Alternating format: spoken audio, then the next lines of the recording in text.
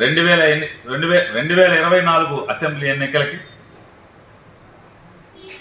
పేద మధ్యతరగతి వర్గాల పక్షాన, సామాన్యుల పక్షాన జగన్ ఒక్కడైతే, పెత్తందారుల పక్షాన ఈ రాక్షస మొక్కలు Chandrababu Naidu, Pawan Kalyan, Congress party, Bharatiya Janata party, CPI party, ఇలా చంద్రబాబుకు అనుకూల వర్గాలు ప్రతి కలిసి ఈ రాక్షస మొక్కలన్నీ ఒక్కటిగా ఈ పెత్తందారుల తరపున వస్తుంటే, నాడు 2019లో ఎలా అయితే జగన్ ఒక్కడే పేదల పక్షాన, మధ్యతరగతి వర్గాల పక్షాన, అందరి పక్షాన ఒక్కడై నిలబడ్డాడో, మళ్ళీ రేపు 24లో కూడా జగన్మోహన్ రెడ్డి గారి పోరాటానికి, పెత్తందారులకు వ్యతిరేకంగా జగన్ చేసేటువంటి పోరాటానికి మేమందరం సిద్ధం.